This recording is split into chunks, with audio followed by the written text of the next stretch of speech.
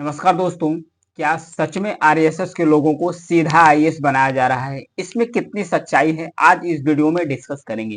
क्योंकि राहुल गांधी जो कि विपक्ष के लीडर्स हैं, इनके द्वारा यह आरोप लगाया गया है। दरअसल बात यह है कि लगभग मोदी सरकार के द्वारा लेटरल एंट्री के जरिए सीधे सीनियर जो आईएएस लेवल के अधिकारी की जो 45 वैकेंसियां हैं, इसको एक्सपर्ट्स यानी कि जो बियॉन्ड आईएएस अधिकारी हैं उनसे फुलफिल की जाएगी लेटरल एंट्री के माध्यम से। इसमें पद कौन से होंगे? ज्वाइंट सेक्रेटरी होंगे, डिप्टी सेक्रेटरी होंगे और डायरेक्टर्स लेवल के जितने भी पद हैं, इसमें टोटल 45 पदों पर ये वैकेंसी निकाली जा रही है। तो एक ट्वीट किया गया है किसके द्वारा? राहुल गांधी जो कि इस समय अपोजिशन ऑफ लीडर है, इनके द्वारा कहा गया कि नरेंद्र मोदी संघ लोक सेवा आयोग यानी कि जो यूपीएससी है, यूपीएससी की जगह राष्ट्रीय स्वयं सेवक संघ के जरिए लोक सेवा आयोग की भर्ती कर रही है और इसके साथ जो संविधान है उस पर हमला बोल रही है। ये कहा जा रहा है किसके द्वारा? लीडर ऑफ अपोजिशन यानी राहुल गांधी के द्वारा।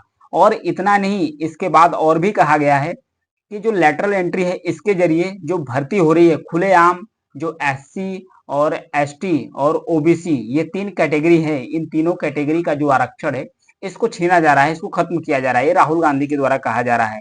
तो आज इस वीडियो में समझेंगे कि लेटरल एंट्री होता क्या है, क्योंकि इससे पहले जवाब दी गए हैं अश्विनी वैष्णव जो कि रेलवे मंत्री हैं, उनके द्वारा क्या कहा गया? उनके द्वारा कहा गया कि ये जो लेटरल एंट्री है, लेटरल एंट्री है, इसका जो कंसेप्ट है ना, इसका कंसेप्ट किसके द्वारा लाया गया है? ये कांग्रेस के द्वारा लाया गया है। किसके द्वारा लाया गया है?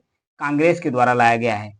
तो आज इस वीडियो में समझेंगे कि लेटरल जो एंट्री है वो होती क्या है, इसमें किसे भर्ती किया जाता है, क्या सच में इसमें जो रिजर्वेशन है, आरक्षण इसमें लागू नहीं होगा? तो इसको समझते हैं टॉप 10 क्वेश्चन और आंसर के माध्यम से। यूपीएससी में जो लेटरल एंट्री है इससे जुड़ा विवाद अभी क्यों शुरू हुआ है? सबसे पहला क्वेश्चन।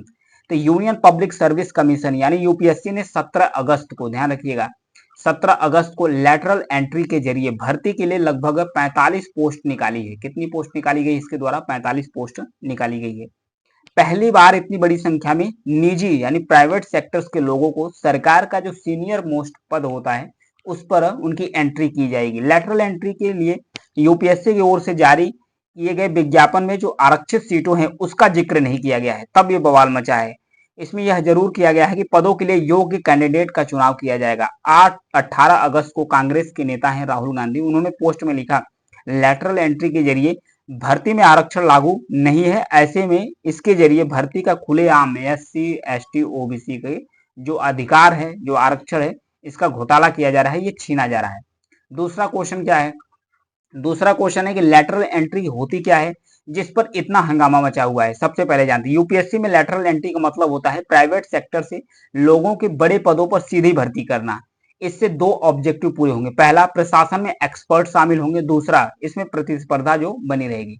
इसमें क्या कहता है, जो लेटरल एंट्री मतलब कि कोई चाहे ज्वाइंट सेक्रेटरी का पद हो गया, चाहे डिप्टी सेक्रेटरी का पद हो गया, चाहे डायरेक्टर का पद हो गया, ये जो महत्वपूर्ण सेक्रेटरी लेवल के पद होते हैं, इसमें पहले क्या होता था कि जो आईएएस अधिकारी हैं यही प्रमोशन करके जाते थे, तो धीरे धीरे ज्वाइंट सेक्रेटरी, सेक्रेटरी, डायरेक्टर के पद पर नियुक्त होते थे। अब क्या होगा? अब एक्सपर्ट को लाया जा रहा है। एक्सपर्ट का क्या मतलब? एक्सपर्ट का मतलब है कि जैसे कि इकोनॉमिक जो वित्त डिपार्टमेंट है, वित्त डिपार्टमेंट के लिए जो सिक्योरिटी होंगे, मतलब जो सेक्रेटरी होंगे, सचिव होंगे, उसके लिए जो इकोनॉमिक सेक्टर्स का एक्सपर्ट होगा उसकी एंट्री होगी। मतलब सीधे लेटरल एंट्री के माध्यम से डायरेक्ट जो एक्सपर्ट है उनको भरा जाएगा। तो ये लेटरल एंट्री का कंसेप्ट है। लेटरल एंट्री के जरिए सरकार में जो संयुक्त सचिव, निदेशक या उप सचिव के पद हैं भर्ती होती है। किसी भी सरकारी विभाग में सचिव हो और अतिरिक्त सचिव के बाद जो संयुक्त सचिव का पद होता है, ये तीसरा सबसे बड़ा और ताकतवर पद होता है। संयुक्त सचिव अपने विभाग में जो प्रशासनिक प्रमुख के रूप में काम करता है, वो प्रशासनिक एक प्रमुख के रूप में काम करता है। फिर उसके बाद तीसरे क्वेश्चन पर बढ़ते हैं। तो तीसरा क्वेश्चन क्या है? यूपीएससी ने 45 पदों पर जो लेटरल एंट्री की वैकेंसी निकाली है उसमें आरक्षण लागू होगा कि नहीं लागू होगा, ये क्वेश्चन बन रहा है। इस दोनों तरह की बातें हैं, क्योंकि बीजेपी के जो आईटी सेल के प्रभारी हैं जिनका नाम है अमित मालवीय, अमित मालवीय के द्वारा कह रहा है कि यूपीएससी के जरिए निकाली गई वैकेंसी में आरक्षण के नियम लागू होंगे, यूपीएससी की किसी भी दूसरे परीक्षाओं में जैसे लागू होते हैं वैसे लागू होंगे। हालांकि इंडियन एक्सप्रेस के द्वारा एक खुलासा किया गया, एक रिपोर्ट के माध्यम से खुलासा किया गया। क्या कहा गया इंडियन एक्सप्रेस के द्वारा? कि भारत सरकार का जो department of personal and training है इसमें जब एक आरटीआई फाइल की गई, इसमें जब एक आरटीआई यानी राइट टू इंफॉर्मेशन, जब सूचना का अधिकार के जरिए मारा गया था इंफॉर्मेशन, तो सरकारी नौकरियों में 13 जो रोस्टर पॉइंट के जरिए रिजर्वेशन लागू होते हैं, 13 रोस्टर पॉइंट है उसके जरिए जो रिजर्वेशन है वो लागू होते हैं। तो ये रोस्टर पॉइंट है क्या, इसके बारे में समझते हैं। सबसे पहले तो समझेंगे जो रोस्टर सिस्टम है, रोस्टर सिस्टम के बारे में समझते हैं ये क्या है। इस सिस्टम के मुताबिक सरकारी नौकरी में हर चौथा व्यक्ति, अगर 4 वैकेंसी आती है तो हर चौथा व्यक्ति क्या होगा, ओबीसी होगा। हर चौथा व्यक्ति ओबीसी होगा। फिर उसके बाद हर सातवां व्यक्ति क्या होगा, वो एससी कैटेगरी से भरा जाएगा। फिर उसके बाद हर 14वां व्यक्ति हर 14वां व्यक्ति एसटी कैटेगरी से होगा। हर 14वां व्यक्ति किस कैटेगरी से होगा, एसटी कैटेगरी से भरा जाएगा। और हर 10वें व्यक्ति को ईडब्ल्यूएस के जरिए भरा जाएगा, यानी इकोनॉमिकल वीकनेस सेक्शन से, यानी कि जो जनरल कास्ट में जो आर्थिक रूप से कमजोर सेक्शन है उसको बताया गया है, इकोनॉमिकल वीकनेस सेक्शन बताया गया है। तो ये कह रहा है कि जो रोस्टर सिस्टम है इसके माध्यम से भरा जाएगा। तो हालांकि इसमें कम से कम 3 पदों पर भर्ती के लिए रिजर्वेशन लागू नहीं होगा। अगर वैकेंसी 3 किसी भी डिपार्टमेंट में यदि वैकेंसी 3 निकाली जाती है तो इस पर रिजर्वेशन लागू नहीं होगा। क्यों नहीं लागू होगा, क्योंकि इस पर रोस्टर सिस्टम काम नहीं करता है। अगर 4 पोस्ट होंगे तो हर चौथा व्यक्ति ओबीसी के लिए होगा, 7 पोस्ट होंगे तो हर 7वां व्यक्ति एससी के लिए होगा, और फिर उसके बाद 14 होगा तो हर 14वां होगा एसटी के लिए, 10 होगा तो 10वां होगा ईडब्ल्यूएस के लिए। तो अगर 3 ही वैकेंसी है तो इस पर रोस्टर सिस्टम काम भी नहीं करता है। तो अगला क्वेश्चन क्या कह रहा है, अगला पॉइंट चौथा, इसमें कह रहा है कि यूपीएससी या भारत सरकार ने लेटरल एंट्री में रिजर्वेशन को लेकर कोई निर्देश दिया है कि नहीं दिया है। तो इसका उत्तर है हाँ। 29 नवंबर 2018 को भारत सरकार ने department of personal and training की जो एडिशनल सेक्रेटरी सुजाता चतुर्वेदी हैं, यूपीएससी के सेक्रेटरी राकेश गुप्ता को एक पत्र लिखा था। इन्होंने कहा कि इस पत्र में कहा कि लेटरल एंट्री के लिए कैंडिडेट का चुनाव प्राइवेट कंपनियों, राज्य सरकार, स्वतंत्र निकाय, यूनिवर्सिटी किया जाना चाहिए जो कि अपने क्षेत्र में एक्सपर्ट्स हो। ये भर्ती कॉन्ट्रैक्ट के तौर पर 3 से 5 सालों के लिए होगी, 3 से 5 सालों के लिए भर्ती होगी, उसके बाद इन्हें रिटायर कर दिया जाएगा। इसका जिक्र किया, इन भर्तियों के लिए रिजर्वेशन का लागू करने की जरूरत नहीं होगी, ऐसा कहा जा रहा है। लेटरल एंट्री के जरिए पहली भर्ती कब हुई थी, तो पहली भर्ती हुई थी 2017 में। पहली भर्ती 2017 में 3 साल के लिए एक सेक्शन प्लान तैयार किया गया था। इसके तहत केंद्रीय सचिवालय में प्राइवेट सेक्टर्स के अनुभवी लोगों को बहाल करने का सुझाव दिया गया था। फिर उसके बाद इसमें एक आयोग का भी गठन किया गया था। आयोग अपने रिपोर्ट में कहा था कि 3 साल के लिए कॉन्ट्रैक्ट बेसिस पर जो लेटरल एंट्री की भर्तियां होगी वो इसे धीरे धीरे 2 साल के लिए और बढ़ा देना चाहिए, तो ये लगभग 5 साल की हो जाएगी। इसके बाद 2018 में पहली बार लेटरल एंट्री के जरिए भर्ती की शुरुआत हुई। 2017 में तो कमेटी गठित की गई और 2018 में एक्चुअल रूप में इस भर्ती की प्रक्रिया की शुरुआत हो गई। उस समय नरेंद्र मोदी की नेतृत्व वाली केंद्र सरकार थी। संयुक्त सचिव और निदेशक जैसे सीनियर पोस्ट के लिए आवेदन मांगे गए थे। उस समय पहली बार भर्ती 2018 में हुई। तो बीजेपी क्यों कह रही है कि ये कांग्रेस की देन है। जब पहली बार जो भर्तियां हुई है वो किस सरकार में हुई है, मतलब जो बीजेपी सरकार है उसमें हुई है 2018 में। तो कांग्रेस क्यों कर रही है, जो बीजेपी है ये क्यों कर रही है कि इसकी शुरुआत कांग्रेस सरकार में हुई है। इसके पक्ष में जान लेते हैं कि इसके पीछे मतलब इसका क्या तर्क है। 2005 में 2005 में यूपीए सरकार थी। सरकारी नौकरियों में रिफॉर्म के लिए एडमिनिस्ट्रेटिव रिफॉर्म कमीशन यानी एआरसी का गठित किया गया था। एआरसी का गठन किया गया था। इसके नेतृत्व में, किसके नेतृत्व में एडमिनिस्ट्रेशन रिफॉर्म का गठन किया गया था 2005 में, यह है बीरप्पा मोइली, इन्हीं के नेतृत्व में गठित किया गया था। इस कमीशन की रिपोर्ट में बैठक की गई थी। फिर हर सरकारी विभागों में उस क्षेत्र के एक्सपर्ट को लोगों की भर्ती होनी चाहिए, ऐसा सुझाव एआरसी रिपोर्ट में कहा गया था। इससे पहले 1966 में मोरारजी देसाई की जो अध्यक्षता वाली पहले प्रशासनिक सुधार आयोग थे, इस आधार पर तैयार किया गया था। हालांकि आयोग ने लेटरल एंट्री की वकालत नहीं की थी। जो कमीशन एआरसी का गठित हुआ था वो लेटरल एंट्री की वकालत नहीं की थी, सिर्फ चर्चा हो रही थी कि लेटरल एंट्री के माध्यम से भरना चाहिए, ये वकालत भर है, ऐसा नहीं है।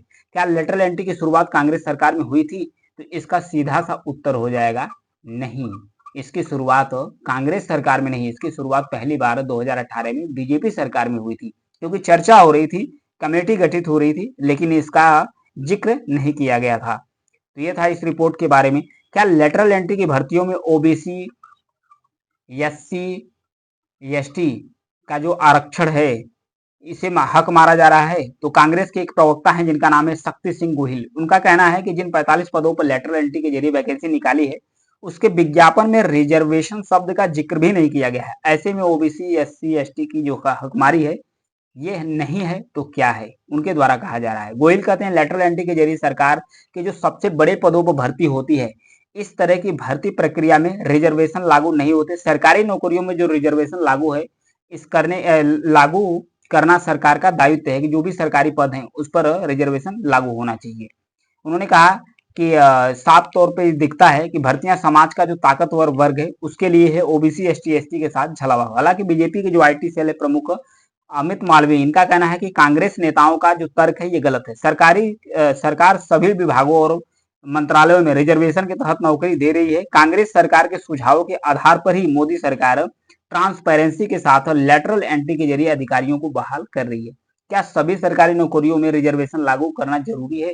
तो सुप्रीम कोर्ट का निर्देश है कि हाँ, इसमें लागू करना जरूरी है, क्योंकि सुप्रीम कोर्ट के वकील हैं विराग गुप्ता, ये कहते हैं कि सभी सरकारी नौकरियों में रिजर्वेशन लागू होना संवैधानिक तौर पर जरूरी है। हालांकि इस रोस्टर सिस्टम के तहत कुछ नौकरियां रिजर्वेशन के दायरे से बाहर रखी गई है। अक्टूबर 2023 में कुछ केंद्र सरकार ने सुप्रीम कोर्ट में कहा था कि सरकारी विभागों में 45 दिन या उससे अधिक की जो अस्थायी नियुक्तियां हैं उसमें एससी एसटी ओबीसी आरक्षण दिया जाएगा।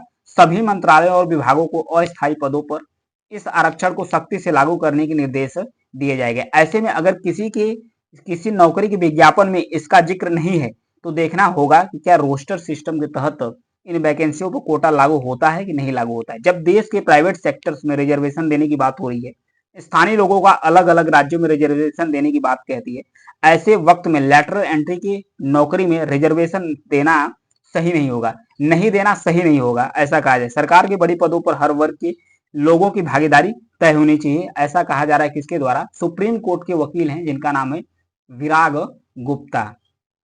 10वां क्वेश्चन क्या पूछ रहा है, लेटरल एंट्री की क्या खामियां हैं और राहुल गांधी इसके जरिए आरएसएस, जो आरएसएस राष्ट्रीय स्वयंसेवक संघ है, इस लोगों की भर्ती का आरोप क्यों लगा रहे हैं? क्योंकि बेरोजगारी के खिलाफ आवाज उठाने वाले संगठन है जिसका नाम है युवा हल्ला बोल, युवा हल्ला बोल इस संगठन का नाम है। इसके अध्यक्ष हैं अनुपम। इनके मुताबिक लेटरल एंट्री उच्च प्रशासनिक पदों पर जो शॉर्टकट भर्ती का तरीका है, इस हाई लेवल भर्ती प्रक्रिया में सामाजिक न्याय का जो संवैधानिक प्रावधान है इसको खुलेआम तोड़ा जा रहा है। यह सिस्टम देश और समाज के लिए 3 वजहों से खतरनाक है। कैसे? पहला क्या है, इसमें कॉन्फ्लिक्ट ऑफ इंटरेस्ट है। इसमें जो कॉन्फ्लिक्ट ऑफ इंटरेस्ट का उदाहरण देखने को मिलता है, ये कॉन्फ्लिक्ट ऑफ इंटरेस्ट है क्या, इसके बारे में समझते हैं।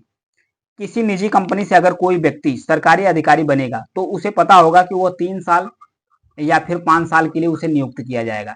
फिर उसके बाद इसे लौट कर कहाँ जाना है? कंपनी में ही काम करने के लिए जाना है, क्योंकि ये 3-5 साल के लिए सरकार में बैठेगा, फिर उसे कंपनी में वापस जाना है। तो ये करेगा क्या?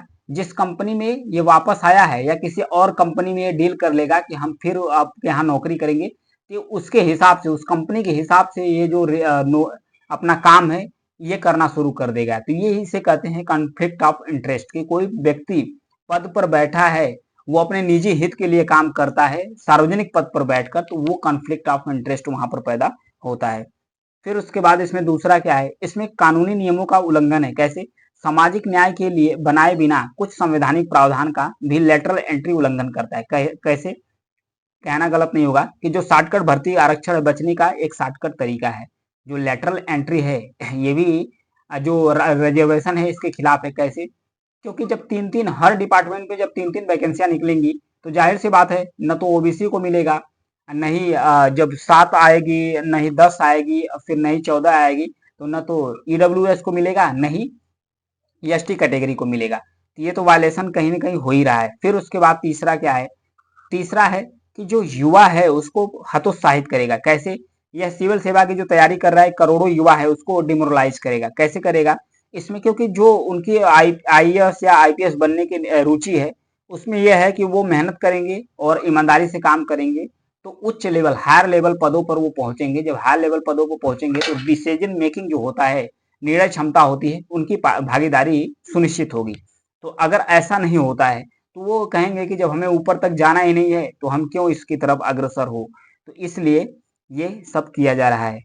दरअसल राहुल गांधी के आरोप लगाने के पीछे की तरह डर, ये मतलब तर्क ये है कि लेटरल एंट्री के जरिए सरकार के समर्थन करने वाले, लेटरल एंट्री के माध्यम से सरकार अपने आप को जो सपोर्ट करती, मतलब सरकार को जो सपोर्ट करता है, उस संगठन या उस व्यक्ति को उसमें घुसाया जा सकता है। ये राहुल गांधी के द्वारा आरोप लगाया गया है। हालांकि राहुल गांधी का जो आरोप है ये सच भी हो सकता है, गलत भी हो सकता है। 2018 में लेटरल एंट्री की शुरुआत हुई तो पहली बार 9 विभागों में 9 लोगों की नियुक्तियां हुई। इसके लिए 6000 आवेदन आए थे। 9 अगस्त 2024 को भारत सरकार ने बताया कि 5 साल में लेटरल एंट्री के जरिए टोटल नियुक्ति कितनी हुई थी, 63 लोगों की नियुक्ति हुई थी। 63 लोगों की पहली बार नियुक्ति इसमें हुई थी। इसमें जो 57 अधिकारी हैं अब भी काम कर रहे हैं। इसमें जो 57 अधिकारी हैं अभी भी काम कर रहे हैं लेटरल एंट्री के माध्यम से। तो ये था लेटरल एंट्री से संबंधित विवाद। राहुल गांधी जो लीडर ऑफ अपोजिशन है, इसका क्या तर्क है, बीजेपी का क्या तर्क है, तो दोनों तर्कों को मैंने डिस्कस किया। Thank you.